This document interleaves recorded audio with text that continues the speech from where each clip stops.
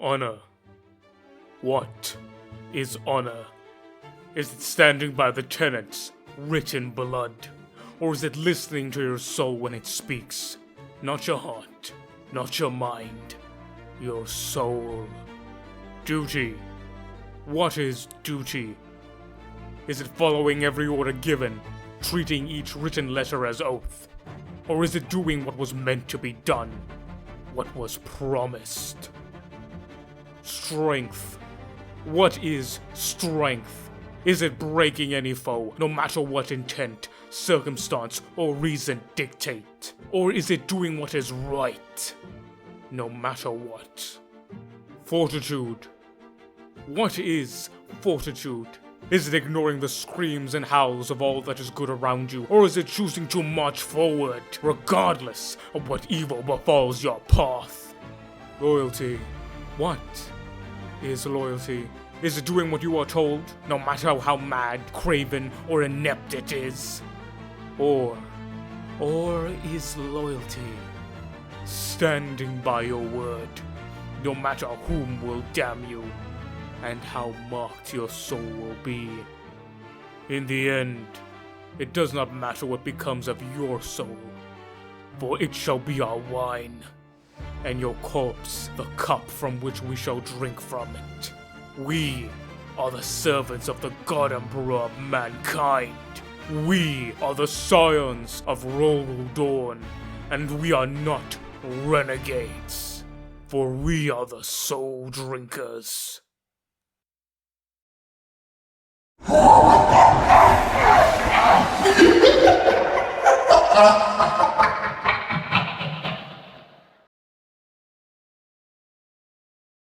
What does it mean to be loyal? Is loyalty trusting one another no matter what? Is loyalty upholding a code, regardless of whatever happens? Is loyalty following orders to the letter, no matter who gets in your way, and no matter what the circumstances may be? Or is it doing what was meant to be done, following the right path, making the right choices, according to morals, rather than any code? Because to be loyal is to ensure that the intent of whatever or whomever you are loyal to is made manifest, regardless of what happens to you.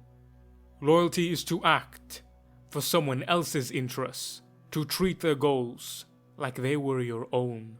And what would you sacrifice for your goals? For the soul drinkers, they gave up everything.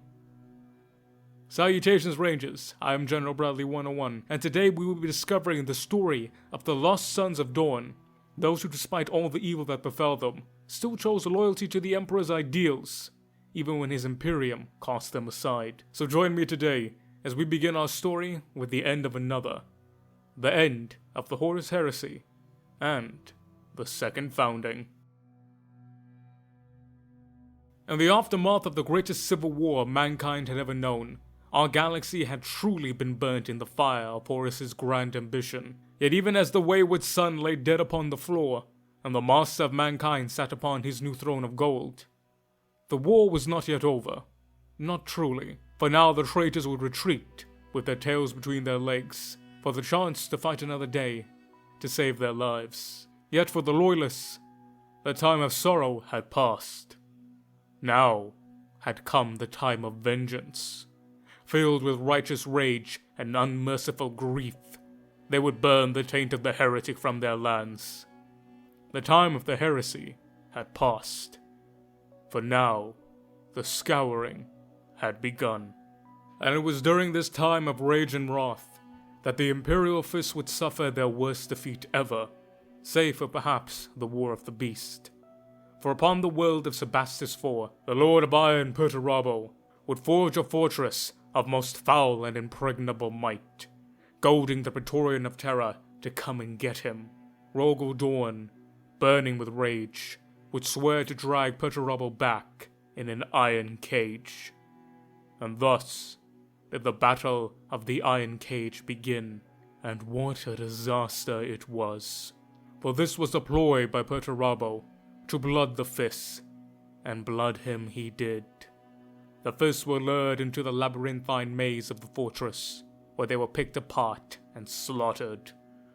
So grievous were their losses that some say that Perturabo would have gone on to eradicate them as whole and slay his most hated brother. Yet the fist would not go quietly into the night, for upon the blood-soaked ground of Sebastus IV, the fist of terror would not yield, even as it seemed that the iron maws of the Fourth would snuff them out. The horns of the war-born would ring aloud, and chants of rage and oaths of vengeance would be heard, for the warrior kings of Ultramar had come. With the aid of Rabute Gilliman's 13th Legion, the Loyalists were able to claim the fortress and repay the traitors in kind. Yet not as much as they would wish, for Perturabo and some of his men would escape the Loyalists' wrath. Yet this battle would have another outcome. Seeing the destruction that a single legion could do, let alone 8, Rabute Gilliman would author his great work, the Codex Astartes, which would state that for the interim, while the Imperium would recover its strength, the legions would be broken down into their smaller 1,000-man chapters, so that they could be more readily respond to the minor threats of the galaxy, and no one man could wield the might of a Space Marine Legion until the Imperium could yet withstand it again. Dorn was the most opposed to this idea. He would not shatter his legion and leave Terra defenseless. Yet, after the calamity of the Iron Cage, he would yield and allow for his legion to be broken up into chapters. What exactly caused this change of heart, we do not know. But regardless, the fist would be broken up into chapters, and thus, the Soul Drinkers were born.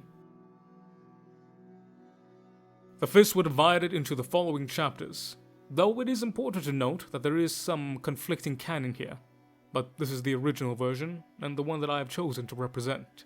The most veteran and stoic of the Legion were given the honor of retaining the original Legion colors as the Imperial Fists. The most zealous, rageful, and devout were made into the Black Templars. The youngest and the most eager, the young blood of the chapter, were made as such, and with crimson gauntlets did they become the Crimson Fists.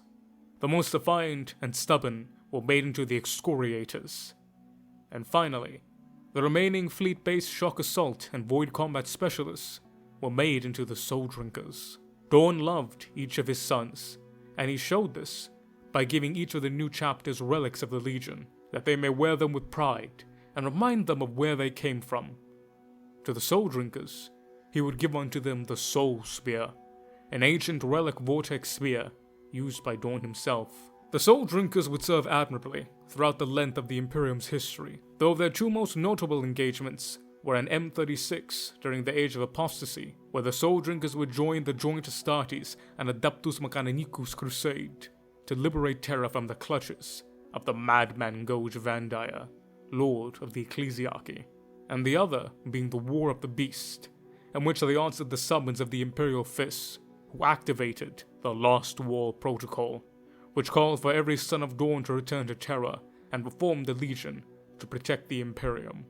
They would also share a portion of their Geneseed to help rebuild the near-destroyed Imperial Fist parent chapter, though our story truly starts with what has become known as the Laconia Star Fort incident.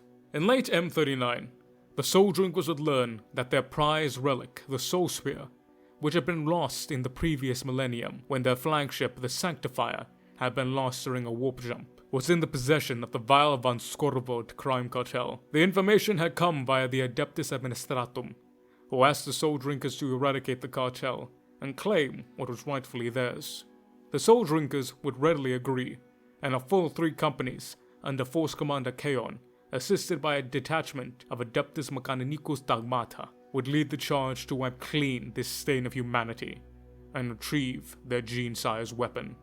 The cartel made their base of operations upon an old orbital defense platform above the world of Laconia, which more than likely had 2 kings, which had a 300-man bodyguard. The Soul Drinkers would assault the platform. The cartel were already at a massive disadvantage as they fought the Emperor's Angels of Death.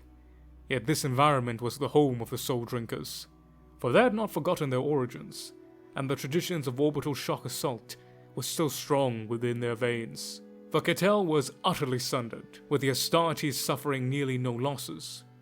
Yet, one of those few losses would be Commander Kaon himself, for he and his marines would storm the inner sanctum in order to capture Veritas van Scorvoort, an important figure within the cartel. She, however, would be nowhere to be found.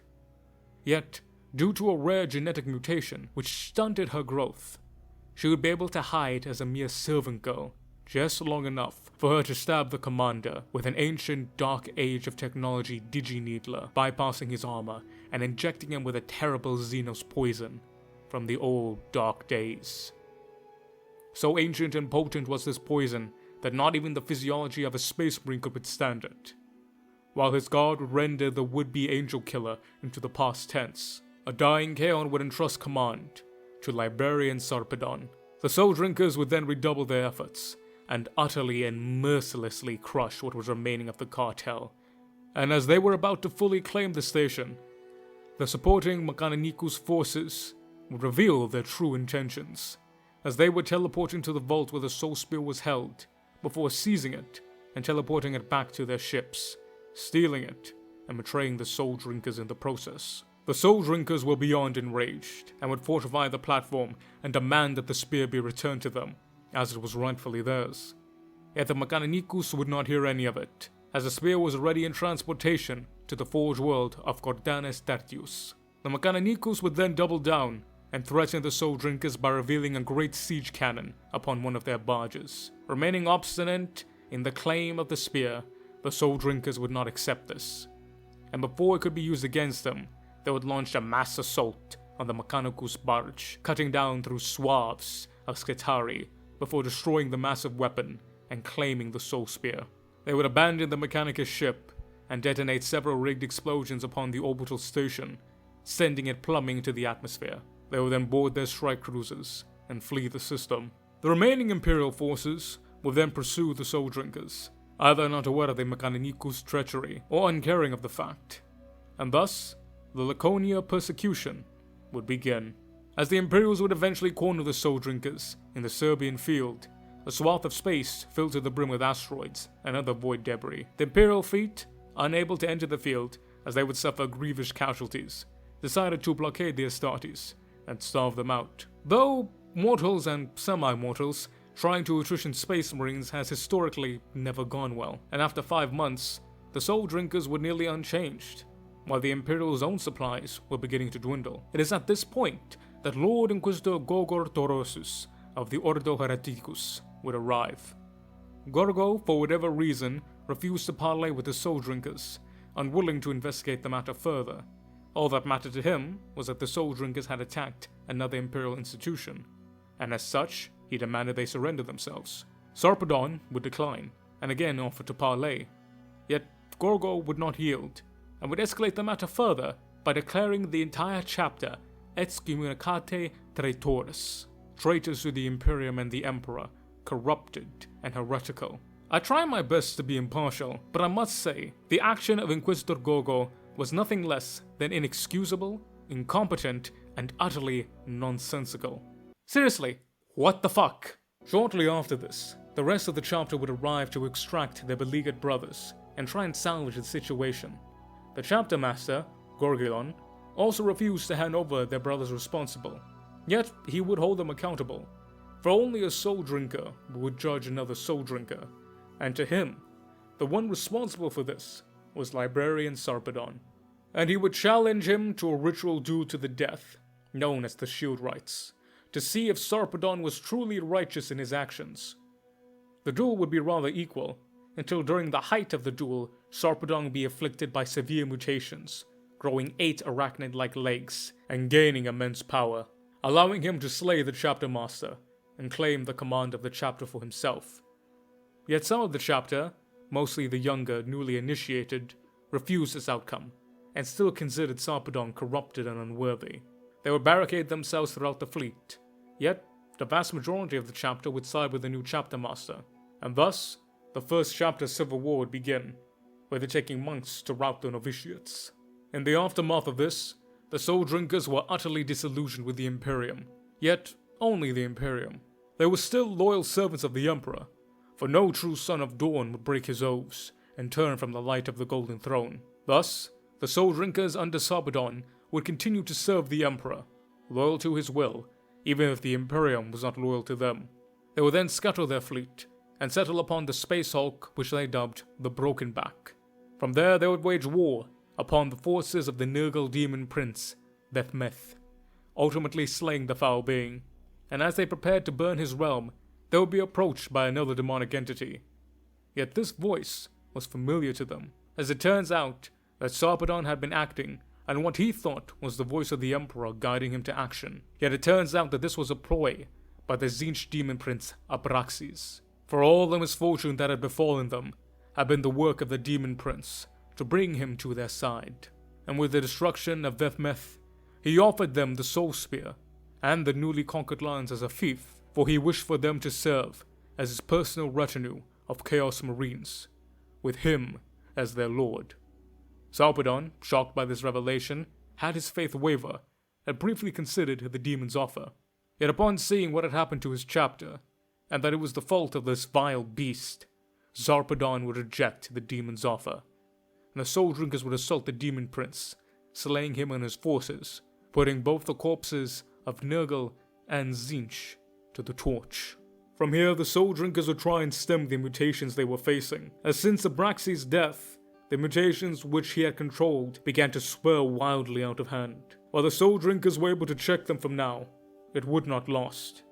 Yet, as fate would have it, they would learn of an Adeptus Mechanicus experiment, or rather, a heresy. For the Admech had created a life form produced by various experiments in human mutations on the dead world of Stratax Lumiae, known as Tekorat. This affront to the God Emperor had the ability to project a noxious, mind-controlling virus, and due to some unnatural phenomena, he was able to raise the dead. With some notable side effects, however, as all of this combined with his desire for power, the Admech losing control of him, and to many, him seen like a god amongst men, led to him carving out a small realm for himself, for he was able to claim many Imperial worlds, such as the Hive of Stratix, the Forge World of Slala Shantirio, and several other vital worlds, including agri-worlds and manufacturing worlds, and of course, Stratax Lumiae, which had been saved by the Soul Drinkers of old. Thus, with their connection to the planet, they were able to learn of the Mechanicus experiments, and their subsequent fallout, and the establishment of the new Empire of Tekorat. Thus, the Soul Drinkers had set out to find the remaining Mechanicus personnel, so that they would be able to aid them with their mutations. Yet they would not be able to do this peacefully, as not only had they to hide themselves from the hordes of Tekorat, but also escape the clutches of an inquisitorial task force under Inquisitor Thaddeus, which sought to bring them to justice. This would lead the Soul Drinkers back to Stratax Lumiae, where Tekorat would personally intervene.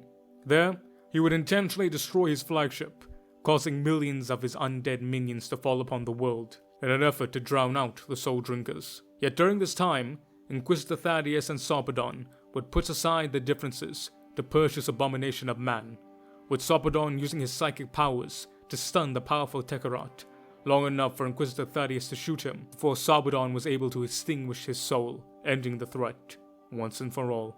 After the threat of Tekorat had ended, Imperial forces would soon flood the sector, and thus, the Soul Drinkers were forced to flee Stratax Lumiae. In the process, they were forced to abandon a group of assault marines under Sergeant Telios, whom, unbeknownst to the chapter, had been bordering on the influence of Khorne, with this being the straw that broke the camel's back, as Telios and his group would swear themselves to the god of blood and brass, killing any who did not wish to serve.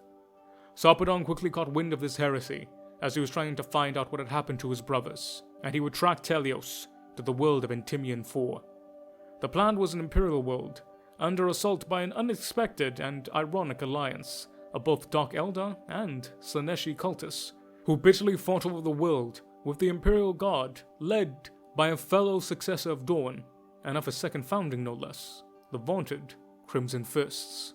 The Crimson Fists were initially only a small force, meant to serve as a spearhead for the bulk of the Liberation Force, that being mostly Imperial Guard regiments, with their ultimate goal to retake the capital city of Gravenhold. Yet, Telios and his world band had been drawn to this world, as it was the closest with Loyalist Astartes, and they managed to surprise the Fists when they assaulted them in the outskirts of a ruined cathedral. The Crimson Fist commander, Rhaenys, recognized the chapter symbol and in combination with them being declared excommunicate traitores, believed that they had fallen from the Emperor's light truly, and that the whole chapter was present. When this news reached Rincewild, the Crimson Fist Second Company, under Chaplain Inacho, was sent to personally destroy the Soul Drinkers. The Crimson Fists, also being Sons of Dorn, and having shared their founding with the Soul Drinkers, were deeply grieved by this betrayal, and vowed to wipe their foul stain clean from the honor roll of the Sons of Dorn, no matter how much blood would be needed. The Soul Drinkers would arrive shortly after Telios, and in pursuit of him they would steal 2 Imperial Navy landers and make their way to the surface. The super heavy Grand Theft ship would alert the Fists to the Soul Drinkers' presence. The Crimson Fists would then secure aid from the armored units of the Forex Lix Fire Drake's regiment and pursue the Soul Drinkers deep within the city. Neither side was willing to parley, nor even speak to one another, and thus a brutal brawl within the city's mercantile chamber would ensue, with the Soul Drinkers ultimately being proven the victors, as they would capture the Crimson Fist Company standard and kill their company librarian, before pulling out of the city and into its subterranean sewers.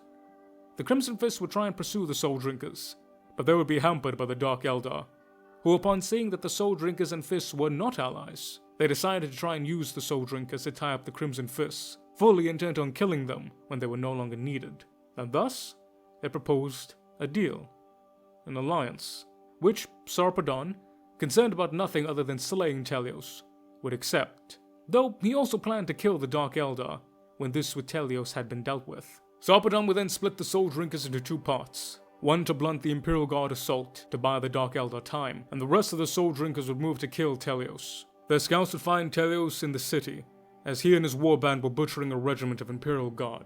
Chaplain Ictanos and his second force were able to hold them long enough for Sarpedon to arrive and personally defeat Telios, finishing the traitor by collapsing a bridge on him.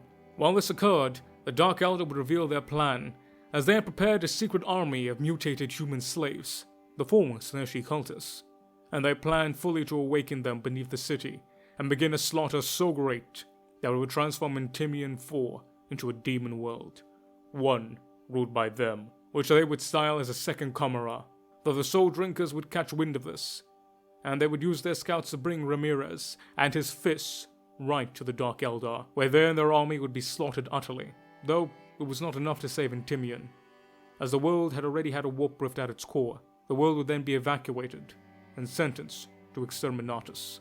In the aftermath of Endymion, not all was well with the Soul Drinkers, as a rift had been growing between the chapter, leading to the formation of 2 factions. The Loyalists, those who held true to the belief of the chapter under Sarpedon, and the Radicals, those who sought drastic change, under Sergeant Eumenes, a newly inducted Soul Drinker who had been taken from a planet that long held a hatred for the Imperium. He and his faction wished to destroy the Astronomicon and blot out the light that served as guide for the Imperial ships through the warp. He reasoned that this would lead to a restart of the Imperium as a whole. Exactly how this correlation would take place was conveniently left out.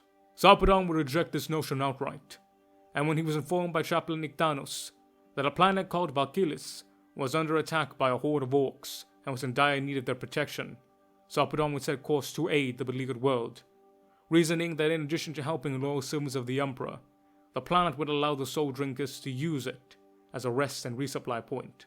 The Soul Drinkers would then arrive in system, and Sarpedon himself would lead the liberation of the battered jungle world.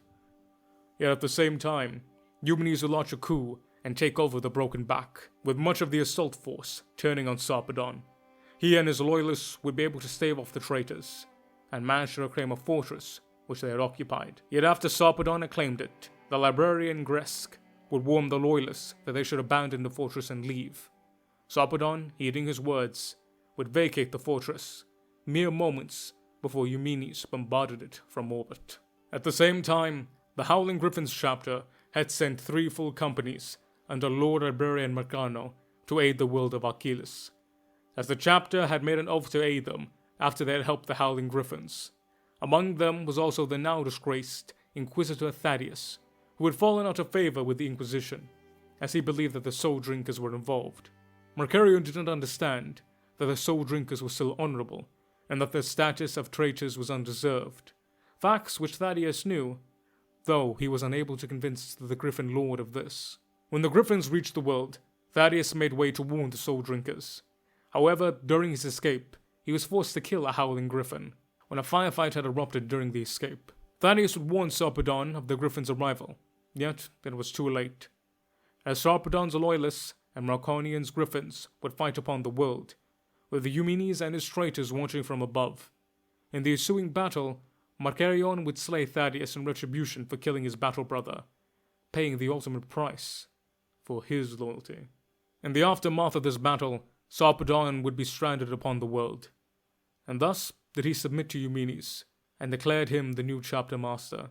It was only then that Eumenes would send shuttles to pick up Sarpedon and his men, though this was only ostensibly done for them to repel a boarding assault by the Howling Griffins. The two forces would engage in a brutal close-quarters fight, with Sarpedon and Marcarion engaging in a titanic psychic duel. The two were evenly matched, though, as the two were brought to their limits, Sarpedon seemed to have had the edge.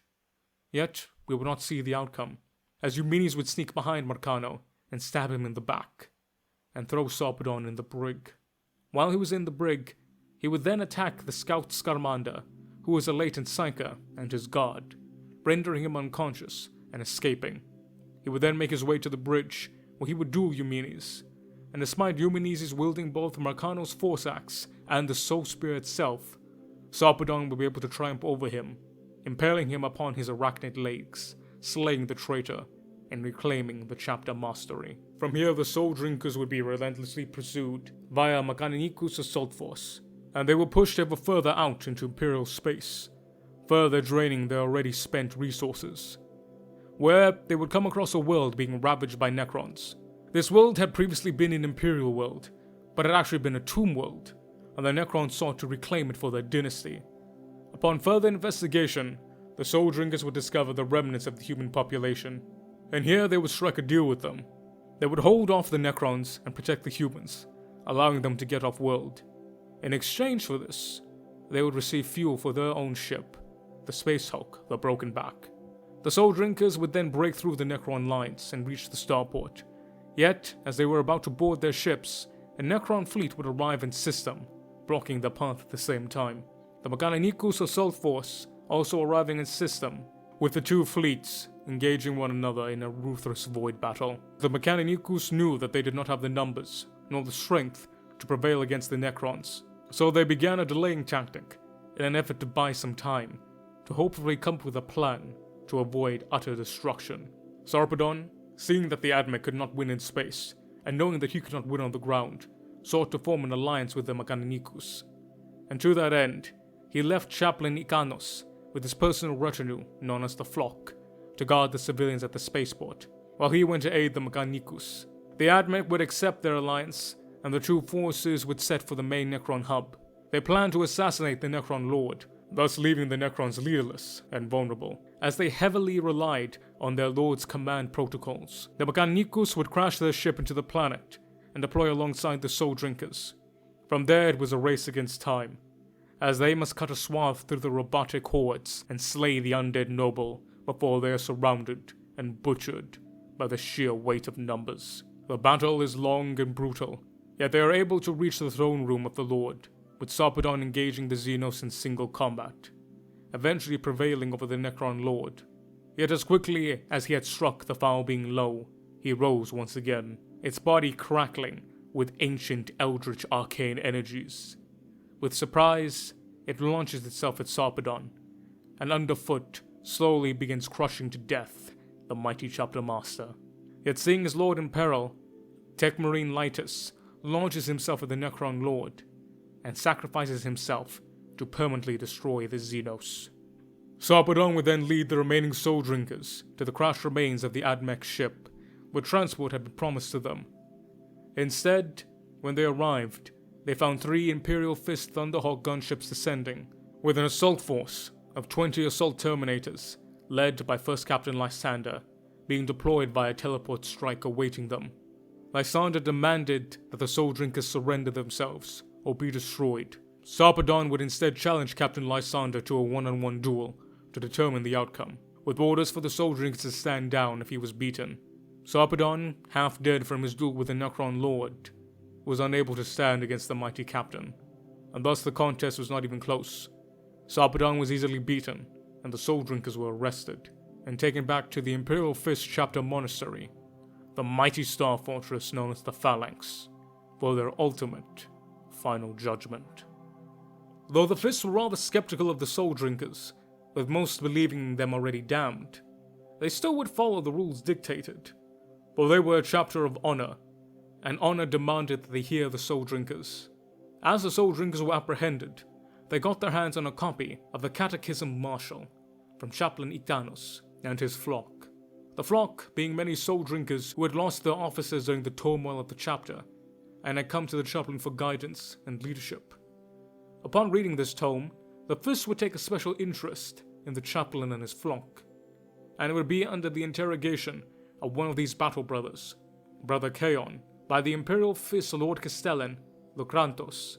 He would reveal that the author of the Catechism's Martial, Tethaios, the legendary philosophy soldier, was still alive, despite supposedly having passed 6,000 years ago, as he had been interred within a dreadnought and entombed upon the world of Sakella, with the tomb itself being built with a series of complex traps that could only be navigated by an Astartes, ensuring that only the Soul Drinkers would be able to access it, in theory, at least.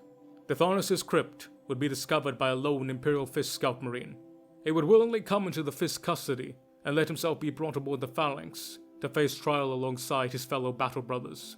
A tribunal was convened to pass judgment on the renegade chapter.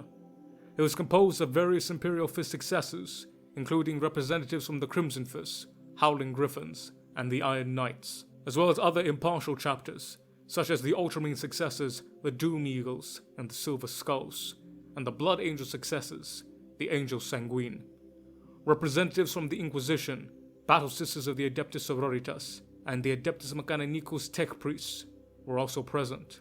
The prosecutor and would-be executioner of the Soul Drinkers would be former Commander Ramirez, as after having suffered the dishonor of losing his company's standard, Ramirez had given up his rank and petitioned his chapter master to take the Warrior's Pilgrimage, an ancient rite where, quote, one would wander the galaxy seeking redemption outside his chapter by looking for an enemy worthy of killing him, so that he could seek redemption in death for his failings, unquote. However, upon hearing of the Soul Drinker's capture and subsequent trial, he would make his way to the Phalanx and petition the Imperial Fist chapter master, Vladimir Pure, to prosecute the Soul Drinkers, so that he may regain his honor, which Vladimir, as Lord Justice of the court, would grant. And thus, the trial of the Soul Drinkers would begin. It would be a vicious and passionate back and forth, with both sides vehemently damning or absolving the Soul Drinkers, with Ramirez stressing the existence of the Mathios, whose existence had been hidden from the Soul Drinkers, Sarpedon included, who would also implicitly imply that they had been corrupted for millennia, as they had been under the guidance of Daimios, and his work, which he decried as heresy. He would then further state that according to the Catechism's Martial, they had long been sworn to chaos, and that they intended to carry out some vile plot to wound the Imperium. Upon these revelations, Sarpedon would finally realize that Ictanos had been manipulating him in the chapter for his own purposes, or rather, for the Tethaios', as the path of damnation that the Soul Drinkers had been led on was all part of some Machiavellian plan to see the goals of the Tethaios come to fruition, whatever they may be. It is also at this time that Commander Gesemir of the Angels Sanguine would also question the Soul Drinkers' genetic lineage, as when the Soul Drinkers had been captured, the sanguinary priests of the Angels Sanguine, their apothecaries, had studied the Geneseed of the Soul Drinkers to check for chaos corruption. While they did not find any, they also did not find any trace of the Praetorian of Terra. As much to their shock, they were unable to trace the Soul Drinkers' genetic legacy back to that of the Imperial Fists, or Royal Dawn. Their shock was shared by all, and during this shock, the Tethaios would manipulate the pilgrims of the Order of the Blinded Eye to have them release the imprisoned Soul Drinkers. The Soul Drinkers would try and escape the massive void ship, yet when this was impossible, they would make their last stand in the Liberium at the Phalanx, while the rest of the Imperial Fist successors would assault them, resulting in a vicious and bloody firefight. Yet this was all a distraction with the Tethaios, as he and Chaplain Ictanos would kidnap Captain Incalo of the Iron Knights. The Thynios would then slay the captain and use his blood, which possessed the genetic code of Warcry Dawn, to unlock a secret hidden in the heart of the Phalanx. An infamous warp gate, known as the Predator's Eye, was actually hidden within the fortress monastery. Legend has it that Warcry Dawn had come across this stable warp rift during the Great Crusade.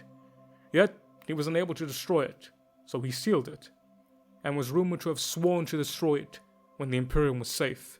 Yet this would be delayed due to the actions of the War Master, seemingly permanently, as during the final battle on Terra, during the Age of Apostasy, the Thynios, somehow, was able to procure the artifact, and it would be he that would hide it within the Phalanx, nearly 6,000 years ago. The Thynios would open the gate, and the hordes of demons would begin to flood the Phalanx.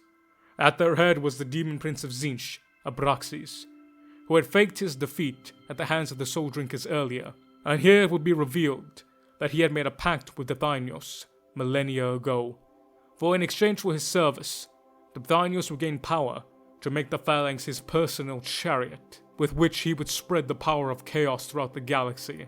Though, this was just the beginning for the Thynios, as he wished to transform the Imperium into a true realm of chaos, with him as the new God Emperor, in service to the true gods of the galaxy.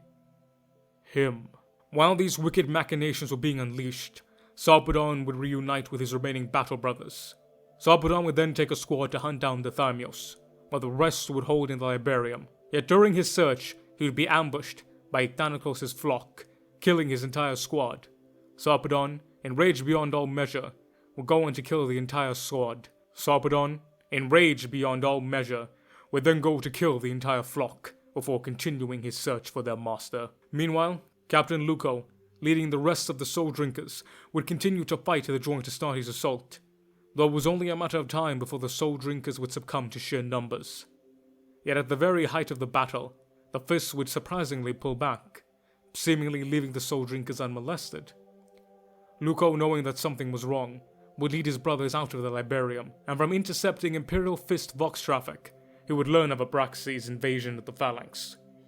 The Soul Drinkers would then present themselves to the Fists, and ask them to join in combat against their shared and hated foe. The Fists, with little options, would reluctantly agree, and thus the Soul Drinkers would join the thin line of Astartes that held back the hordes of nightmares.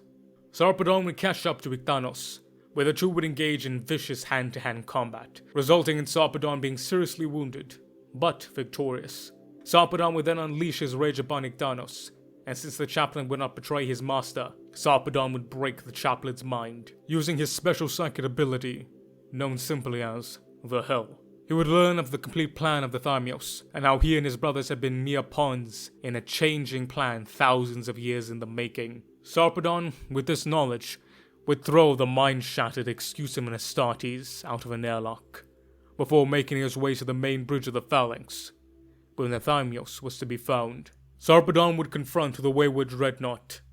Here, the Thynios would confirm what Sarpedon learned from Icthanos. As it turns out, during the Age of Apostasy, the Thynios had become disillusioned with the Imperium, as he had seen the very worst of human greed and excess. He became convinced that the Imperium was flawed at its very core, rotten with corruption in every aspect. Thus, the only way to change things was to start afresh, to destroy the Imperium from the ground up, to eradicate all, and then rebuild the Imperium as the God Emperor intended, with him as their new god. For he was the only one able to truly guide humanity unto true liberation. Thus did he enact a plan spanning millennia, manipulating nearly everyone, from the Soul Drinkers to Icthanos to Sarpedon, and even Abraxas himself. He would bring his vision to the galaxy, no matter whom he would face. Sarpedon would not stand for this, and he would bravely fight the Dreadnought barehanded, earning himself multiple wounds from the mighty Dreadnought storm bolters and missiles, in the process leaving him helpless. Thynios, arrogant in his victory, would pick up the wounded chapter master with his battle fist, bringing him to his face as he wished to see the life escape from Sarpedon's eyes, as he slowly crushed him to death. Yet it was at this moment that Sarpedon would reveal the hidden soul spear, which he had retrieved after his confrontation with Ictanos. Sarpedon swiped the soul spear upwards, shearing the front of the Thanios' cybernetic sarcophagus, separating it from the chassis of the dreadnought, leaving the dreadnought lifeless as it fell to the ground. Released from the dreadnought's grasp, Sarpedon would then reach inside into the bowels of the dreadnought and rip what remained of the Thanios out of the sarcophagus, fully intent on administering a punishment worthy of this heretical treachery. At the same time, Captain Luco and Sergeant Gnavis of the Soul Drinkers, along with a small squad of Imperial Fists, Librarian Varnick of the Silver Skulls, and Sister Askerion, made their way towards the Predator's Eye in hopes of banishing Abraxes and closing the warp rift. Yet they had to fight through hordes of demons and warp entities, whom slayed many of their number. Yet in the final confrontation, the surviving Astartes and Sister Askerion managed to overwhelm the foul demon prince, banishing him from the mortal plane, sending him screaming back into the hell from whence he came. And as he was cast back into the Predator's Eye, which, devoid of demonic entities, slowly began to seal itself shut. This could not have come sooner, as with the banishing of Abraxes and the closing of the warp rift, both things anchoring the demons to the material realm were now lost to them. This caused the demons to not only lose their grip on reality, but also sanity, if they even possessed such a thing, as they began to howl in fear and disbelief. Yet the Imperials had no mercy to be found, as they brutally put down the remaining demons. Librarian Varnick, Sister Askerion, Captain Luco, and Sergeant Navis were the only ones to survive the assault on the Demon Prince. First Captain Lysander would shortly arrive, and request that the Soul Drinkers be returned back to custody. Despite all that they had done this day, Captain Luco, holding up a mortally wounded Navius, would not give themselves up, for now they knew that there was no place left for them in this galaxy. Their chapter was dead. There was no chance of redemption, for there was nothing left to redeem, and they would not give the rest of their lives and the memory of their chapter to the selves of the Imperial Fists. Instead, they would die with their honor intact. The lost Soul Drinkers would give their lives standing defiant against the ruinous powers. As the Predator's Eye closed, they would enter it, to face whatever awaited them across the veil, for they would face it as loyal, honorable servants of the Emperor. With the portal now closed, the taint of the warp was also gone with them. As the Imperial Fists and Howling Griffins was killing the Phalanx, Sarpedon made his presence known. Near death, and dragging Nathanios by his throat, he would present himself before Chapter Master Vladimir Pure, and he would explain that the Thamios had been the architect of the Soul Drinkers' damnation, manipulating the Soul Drinkers into the destiny he had foreseen, for it was because of men like the Thanios that innocence had suffered. Despite all of Sarpedon's efforts, he had been a fool of fools, for not being able to see the Thamios' hand moving him like a mere puppet. As his life drained from his body, he would challenge the Imperial Fist to succeed where he and the Soul Drinkers had failed, to help stem the degradation and suffering of mankind, or else do nothing, and watch as the human race fell back into the black void which awaited them. Though he was truly moved by his words, Chapter Master Vladimir Pioch still had to take Sarpedon into custody, as order had demanded it. Yet the Soul Drinkers' Chapter Master would refuse. Sarpedon, using his psychic powers, somehow managed to reopen the warp gate. He would follow the path which his brothers had already trod. As Sarpedon stepped towards the portal, the Thamios grew fearful of what awaited him in the Immaterium, for the Dark Gods were unkind to those who failed them, and wrathful to those who betrayed them. He had truly lost his soul, for he was no longer a space marine, as now he did know fear, and he would howl in woeful indignation, screaming for what little miserable existence of his life he had left. Sarpedon, uncaring, unbothered, and most likely pleased, would step over the threshold and cross into the warp, dragging the screaming traitor with him. And as the last Soul Drinker left our world, the portal would close shut behind them. Despite everything that had passed between them, the Imperial Fist recognized the sacrifice of the Soul Drinkers, and would accept them as their true brothers. For to the Imperial Fists, and all their successors, they would forever be remembered as loyal and honorable Sons of Dorn. For in the Apothecarion of the Phalanx, 2 massive stone pillars would be erected. One bore all the names of the Imperial fists who died in the defense of the phalanx, and the other was every name of the soul drinkers who had died alongside them, listing them as fellow battle brothers in arms and loyal sons of Dorn. Yet for the rest of the Imperium, the soul drinkers were traitors and were treated as such, with all record of them being expunged from Imperial records.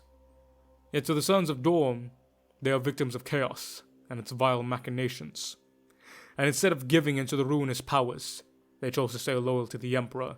Despite all around them forsaking them, they would not betray their oaths, and the cost of their loyalty would be their lives, as in the very end they would choose death in lieu of dishonor. For all the soul drinkers' faults, they were at the very end of it all, loyal Sons of Dorn. And thus, did the tale of the soul drinkers come to an end, at least for a time. For no matter how dark the night, the dawn will always come. And with the fall of mighty Cadia, the shattering of the galaxy sheathing one side in permanent darkness, the dawn would rise again, and he would shone in azure and golden light. For the avenging sun, the first consul of Ultramar, Primarch Roboute Guilliman, would return. And his return would also herald the return of many of his lost sons, reborn in the mighty form of the new Primaris Marines, and the Soul Drinkers would be part of this hallowed founding. During the Ultima founding, Roboute Guilliman would launch the Indomitus Crusade to reclaim the lost worlds of humanity, as well as reinforce every chapter to full strength with the new Primaris Marines, as well as give them the ability to make more. Yet, in conjunction with this, we would also entirely found new chapters, and most importantly for us, revive many long-dead chapters, loyal Astartes who had fallen in combat, and one such chapter would be the Soul Drinkers. They would be refounded as a fully Primaris chapter, yet retaining their old colors and honors. Though while Roboute Guilliman knew of the Soul Drinkers' past, the new Soul Drinkers remained oblivious to the chapter's infamous history. Most did not question this, as the Inquisition and High Lords had passed an obscuration edict on the Soul Drinkers, blotting out any record which spoke of them, with the only surviving record being that held of the Imperial Fists, which recounted them as loyal and honored brothers. Regardless of whether this was a simple accident caused by the lack of time to fully explain this sensitive situation, or whether Guilliman did not wish to burden these new warriors with such a past, the new Soul Drinkers would wear their Palatine plate with pride, and feel a strong sense of duty and honor to do right by a hallowed chapter of the second founding, which had made the ultimate sacrifice. Thus they would partake in the crusade with great gusto and vigor, fully embracing themselves as the Soul Drinkers, fighting style and all. One of their earliest, and what would prove to be one of their most significant engagements, was the Caparian Reclamation, in which the Soul Drinkers' Third Company, under Captain Owan, would be tasked with reclaiming the lost ecclesiarchy world of Kepris, which had been conquered by a chaos cult, led by a heretic lord known as Yakwath, the so-called Voice of All. This world was home to a vast collection of sacred relics of the ecclesiarchy, meaning that these relics would be desecrated, their power usurped by the foul heretics, in conjunction with the utterly devastating morale blow, one that the already weak Imperium could ill afford, meant that it was a great priority to reclaim this world, and reclaim it quickly. Thus, the Soul Drinkers would be tasked with this great deed. The Soul Drinkers would prosecute the campaign in an efficient, yet highly unorthodox manner. This approach would aggravate the Inquisition, whom, having nothing better to do, would take issue with the Soul Drinkers. The Soul Drinkers, in an ironic yet satisfying move, would choose to ignore the Inquisition and do what was needed of them, completely recovering the world and saving every holy artifact with minimal losses, at the cost of only the Inquisition's love, which was never sought after to begin with. Yet the Inquisition, as always, having their priorities in check, decided to break their own rules and reveal the true past of the Soul Drinkers conveniently omitting any and all nuance and many facts, and severely exaggerating their misdeeds. I fucking can't. I seriously fucking can't. Why the fuck are some Inquisitors so fucking cartoonishly evil? Jesus Christ alive on the cross. Why? I fucking hate the Inquisition. The Soul Drinkers will be rocked by this information, as they did not know what to believe, as they had two completely different paths of their progenitor chapter. Were the original Soul Drinkers loyal and honorable Sons of Dorn, who stoically met their end with defiance on their lips? Or were they arrogant, debauched failures of men, who were cast into hell screaming, in disgrace, full of fear? In truth, both were correct. The original Soul Drinkers had brothers who had fallen to the whims of chaos, and proven themselves false sons of not only Dorn, but the Emperor of mankind himself. Yet in the end, the last Soul Drinker who was left standing was a man who, despite having his literal body mutated by the whims of a foul demon prince, being a plaything of a chaos whore for countless millennia, and being abandoned and betrayed by all, never once wavered in his loyalty to the God Emperor and to all of mankind. And he met his end as any loyal son would wish, as he dragged a howling traitor fearing retribution. He would walk into hell with defiance burning in his breast, for he would die as a loyal son, slaying traitors, defiant to the very end. A true Son of Dorn. Yet these dual truths are hidden from the Soul Drinkers, and while they have resolved to fight even harder, their determination and resolve renewed, for they will be what their predecessors were, or what they should have been. Yet, only time will tell if the metal of these Sons of Dorn can withstand the fires of scrutiny and emerge ever stronger, or will they break and fall into the darkness away from the light of the flame? The Imperium waits with bated breath, but who knows? Things can always change. So that is the full story of the Soul Drinkers. A truly great book series and one of my favorites. Yet now, let us cover everything else missed in this grand narrative. First up, their organization and combat doctrine. The original Soul Drinkers were organized as a semi-compliance chapter. They maintained the 10 standard companies, with the first being a veteran company and the 10th being a scout company. Yet much like the Blood Angels and their successors, they heavily leaned into close-quarters shock assaults. As when the chapter had been founded, it was the orbital shock assault elements and void breaches of the remaining Imperial fists that would make up the first Soul Drinkers. And this tradition would survive and be indirectly passed on to their primary successors. They were also experts in void assaults and voiding actions, and had strong naval traditions. Thus, while they maintained the normal company organization with the normal chapter command, armory, Luclusium, Apothecarian, Librarius, and Fleet Command, and the normal battle company structure, the 2nd to 5th being battle companies, with 6 tactical squads, 2 assault squads, 2 devastator squads, and 3 dreadnoughts each. The 6th and 7th being reserve tactical companies, with 10 tactical squads and 3 dreadnoughts each. The 8th being a reserve assault company, with 10 assault squads and 3 dreadnoughts each. And the 9th being a devastator reserve company, with 10 devastator squads and 3 dreadnoughts each. Each company also possessed enough drop pods to deploy the entire company, and every battle brother, from tactical marine to devastator, was trained in close quarters orbital assault. This was not the only way they differed from the Codex Astartes, as their novitiates did not serve as scouts.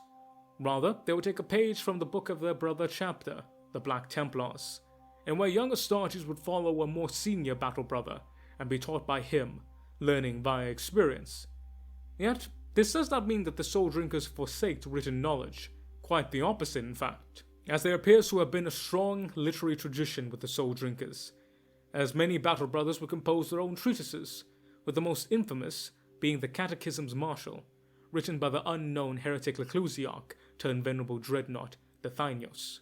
As for the young Soul Drinkers, they would pen eloquent yet practical records of their elder brothers' deeds via simple data slates, recording their achievements and victories. When the novice would become a fully fledged battle brother, these works would be entered into vast repository of the chapter, preserving it, as this repository was open to the whole chapter, with new novitiates being encouraged to read old chronicles, to find anything from guidance to answers to more practical problems. Throughout their history, the Soul Drinkers would suffer far less than most Astartes, numbering in the 900s at any given point in history, as well as maintaining a reliable vehicle pool and a respectable and strong fleet, including several battle barges, strike cruisers, interceptor cruisers, and a battleship, which would serve as their flagship, known as the Sanctifier. Yet after the events of the Laconia incident, and their subsequent turn into renegades, it would be a slow but gradual decline, as after the first civil war and slaying the demon Vermefs, they would number approximately 700 Astartes. After the fighting on Stratix Illuminae, they were reduced to below half strength, at approximately 450 Marines. They were able to stem this bleeding as they began to recruit new neophytes.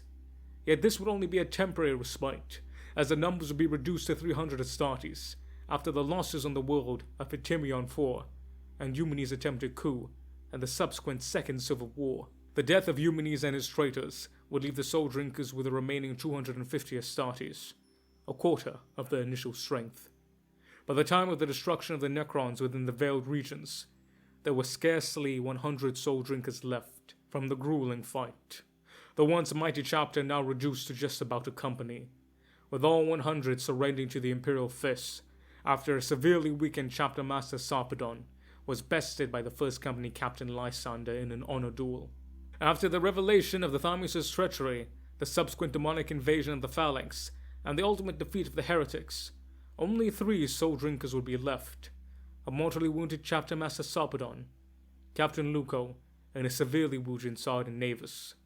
They are now all presumed dead, but ultimately their fate is unknown to us, and given the illogical nature of the warp, we cannot rule out any possibility. The reformed Soul Drinkers follow the normal structure of our Primaris Marine chapter, though again they have picked up on the orbital shock assault tactics of their predecessors, though we do not know if any other previous traditions still survived. They are organized as follows. They possess the normal chapter command, armory, the Clusium, Apothecarion, Librarius, and command fleet, along with their respective Space Marines and chapter serfs. They possess a first company, which is a veteran company, composed of 2 lieutenants, 5 dreadnoughts, as well as 100 veterans, including Terminators, Blade Guard veterans, Stern Guard veterans, and Vanguard veterans. The 2nd to 5th companies are all battle line companies, composed of 2 lieutenants, 6 battle line squads, 2 close support squads, 5 fire support squads, and 3 dreadnoughts each. The 6th and 7th companies are battle line reserve companies, composed of 2 lieutenants and 10 battle line squads each, with again 3 dreadnoughts. The 8th is a reserve close support company, with 2 lieutenants and 10 close support squads, with 3 dreadnoughts. The 9th, a reserve fire support company, with 2 lieutenants, 10 fire support squads, and 3 dreadnoughts each. The final 10th company is a scout company, with 2 lieutenants, 10 Vanguard Space Marine squads, and a various amount of unassigned neophytes. And that is all the information we have when it comes to the new Soul Drinkers. They are still a young chapter, and we yet to see how they will adapt and what their culture shall become. Yet, we do know what their predecessors believed in. The Soul Drinkers gained much of their culture from their parent chapter, with loyalty, defiance, strength, resolve, and duty not only being admirable traits, but wholly required and utterly necessary. Like many successors of Royal Dawn, they often used honor duels to settle matters that did not have a clear answer, or circumstances where interpretation was required. The Soul Drinkers believed, like all Sons of Dorn, that the Emperor truly knew who was right and wrong, and that he would lend his strength to those who were most righteous, allowing him to prevail. While this thought process may seem questionable at first, the Emperor has been known to meddle in matters in which he deems important. The Soul Drinkers also believed in spiritual fortitude. They prided themselves on being resistant of the corrupting effect of thoughts that could have on Astartes, which, given all that happened to them, is both hilariously ironic, yet also tragically true. This was due to an unusual quirk of their Geneseed, which increased the effectiveness of their omophagia, the Geneseed organ which allowed Space Marines to absorb knowledge via eating. For the soul drinkers, this information was less precise, but significantly more potent. It was essentially reliving the feelings of the being, rather than absorbing their knowledge and reading their memories. The soul drinkers saw this as an advantage, as despite this potent exposure to the thoughts and emotions of the enemy, they were able to maintain their spiritual purity, hence them also believing in their spiritual fortitude. Thus, the process of consuming the enemy, which was exclusively left to consuming the brain, was heavily ceremonialized and treated with utmost reverence. It became almost like a religious rite, and some soul drinkers came to see it as such. For a battle brother to earn the right to partake in the ceremony, he must first prove himself worthy on the field of battle. If he is judged worthy, he may then choose the brain of an enemy combatant, usually related to the deed which deemed him worthy. The brain is then taken and crushed into a substance somewhat like a slurry. It is then placed into an ornate golden chalice, resembling the chapter's emblem. The brother, dressed in his finest garments, will enter into a sacred chamber with his fellow battle brothers present for the ritual, where he will be handed the chalice by a chaplain and ingest its contents, experiencing the potent memories firsthand. There is another, even more sacred version of this, known as the rites of libation, and where the ranking commander would ingest the brain matter of the opposing commander, usually, but not always the case, with only the words permitted to be spoken, being "know your enemy." In addition to this, they also believe that even in death, duty does not end. For when they die, their souls go to the Emperor, not to rest, but to prepare. For they are set to join a new legion, led by Dorn himself, which is to prepare for a great battle to unfold, ready to be unleashed where the Emperor decrees them needed. And when said battle brother passes, all of his deeds will be recollected at his funeral, a combination of what his novice wrote, and also his own personal records, as each brother was to keep a list of his deeds and records, and their copy of the Catechisms Martial, which every battle brother possessed, would also be taken from them at this time. All of these and their deeds would then be placed in the chapter's librarium, for all to access. As for their Geneseed, it's obviously a rather contentious topic, yet we do know that the Soul Drinkers were Sons of Dorn, at least up until a point. For after the War of the Beast, the chapter's Geneseed was pure enough to help rebuild the Imperial fists after they were devastated. Yet, something happened to them. In the next 8,000 years, something would occur which caused their Geneseed to change. Some have claimed them to be Thousand Sun successors, given their panache for mutations and librarians, as well as how the Fifth Fellowship was inducted into the Fists at the end of the heresy. But if this were the case, then their Geneseed would have been questioned during the War of the Beast. Another theory is that they are Blood Angel successors. This is due to their active omophagia organ, and their favoring of drop shock assault. I do not agree with this, as the Soul Drinkers have never had any issues with controlling the omophagia, nor have they ever expressed any desire to consume flesh. Also, something which people often forget is that every Space Marine Legion had every kind of specialists. The Iron Warriors had infiltrators and stealth units. The World Eaters had heavy weapons and long-range artillery. Because a Legion had a specialization, does not mean it forsaked everything else. Well then, what are they? I have a theory, if you would so indulge me. I believe that they were Dorn successors, at least initially, yet I believe that Thymius' machinations included manipulating their Geneseed, which would allow Abraxes to have an easier time mutating them in return, resulting in them having some type of chimeric Geneseed, or that their Geneseed had been mutated and changed to a point. Their Geneseed was not that of Dorn, which was renowned for its purity and stability, but ultimately, the Geneseed of the old Soul Drinkers is a mystery to us, a tradition which their successors seem to have inherited. As while it was assumed that they were also of Dorn's gene stock, a comment made by Inquisitor Sethenio would imply the opposite. But it must be said that we should not trust the Inquisition, as they do not have the greatest opinion of the new Soul Drinkers. But ultimately, we do not know the true genetic lineage of the Soul Drinkers, either the new or the old. But now that we have covered them in their entirety, we can now answer, were the Soul Drinkers loyal? If I were asked to describe the Soul Drinkers with one word, it would be tragedy. If I had to use in one phrase, it would be the road to hell is paved with good intentions. Yet, if I were to describe how the Soul Drinkers made me feel, it would be pride. For upon learning of them, I would say that they were loyal. loyal to the idea of what the Emperor had in mind when he created the Space Marines. And yet, despite quite literally everything being against them, they still chose to serve the Emperor, no matter who or what was arrayed before them. In the end, when they realized that they had been playthings of a traitor, they didn't respond with rage or sorrow. They responded with acceptance. They asked their brothers to be better than them, to not fail humanity as they had. In the end, they blamed themselves for their fall and for all the actions they partook. They saw their own weakness, and it disgusted them. They did not wail nor howl at the injustice which had been dealt to them. Instead, their final request to their kin was to simply be better than they. For if they had been more careful, if they had been more wary, then maybe, just maybe, they might have overcome this evil. Yet even in this, they did not say it with sorrow falling from their eyes. They said this with a smile upon their lips. For despite it all, the enemy had failed, their plan had been foiled, and the soul drinkers were still loyal. So with grace and resolve did they accept their fate. They did not beg, they did not bargain, they did not even seek redemption.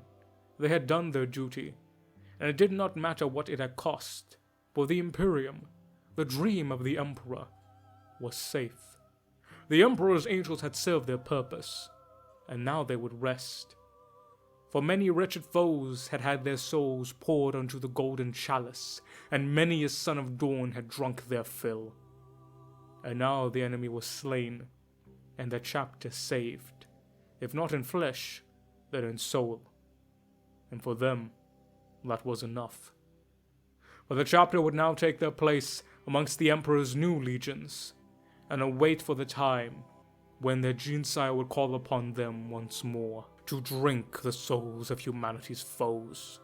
Until then, however, they would rest. Yet it would not be Rogel Dorn whom would summon them, but another son of the Emperor, as Rabute Gilliman returned the soul drinkers back to their place as humanity's defenders. Here in the 42nd millennium, we can now see whether or not they have heeded the last lesson their predecessors had taught them.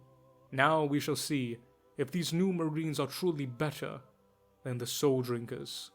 But whether they are better or they are not, those who adorn themselves with the golden chalice always have been and always will be loyal. Also, fuck the Inquisition. Jesus Christ, man. But yeah, thank you guys also very much for watching. I hope you guys like it. Let me know what you guys think of this whole brand new stuff over here. And I want to say a massive thank you to you guys, and especially my lovely members. And I want to say a massive, very, very, very huge special thank you to... Alright, post-editing Bradley here. I literally just went to go and upload this video, and I just checked it out now, like post, and I checked that we have another lieutenant here, which is wild. Manjora of the Void, who literally joined today. Oh my god, you, my dear beloved friend, thank you. Please, all of you, Ivan, Eddie, Majora, Thomas, join the Discord so I can tell you thank you and, give you a hug. Really, oh my god, that's just wow. Mr. Eddie V3, who joined in the lieutenant tier. Holy cow, thank you, my brother. Join the Discord down below so I can talk to you and give you your personal thank you. That's so much. That means the world to me, brother. I appreciate you. And also, a massive thank you to our two private tier members, Mr. Ivan_SBW and the loyal, venerable Mr. Thomas Moslons. Thank the three of you so goddamn much. Holy hell. I love and appreciate y'all. Join the Discord so I can talk to you. Let me know what you guys want. And if you guys want to help out this channel, make sure to sign up with the memberships. You get some awesome benefits, like getting this video a full day early, getting to talk to me and all that, a bunch of other stuff. You can check it down below. But remember, you ain't gotta do it. It will always be free, and your boy will always love ya. Yes, I will. Mwah! But thank you guys very much for watching. Let me know down below, what do you guys think the Soul Drinkers are? Are they Sons of Dorn? Are they Loyalists? Are they Heretics? Let me know. But I want to give you guys a massive, massive thank you for supporting the channel and this new shift into content. And yeah, let me know what you guys think. But ladies and gentlemen, I have been the General Bradley 101. You've been beautiful, awesome, and amazing people. Thank y'all all so very much for watching. And I will catch y'all next time. Dismiss, Rangers.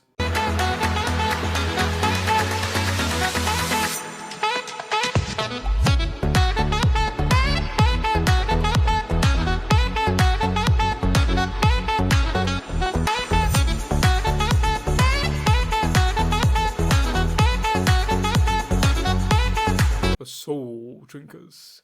They have a really, really good name, but their catchphrase, but their battle cry is a little bit lacking. It's like cold and fast, which, you know, not bad, given they are like quick drop assault units. But I was thinking of something a little bit more different. Like, for me personally, it's like, your soul is our wine, and your corpse shall be our cup. Something a little bit more eloquent. But hey, comment down below. Best... But hey, comment down below. Best new war cry for the Soul Drinkers. I want it to be something with a little bit of eloquent stuff and whatnot. And if I like what you do, join the Discord and I'll give you a peach. And some mad talk.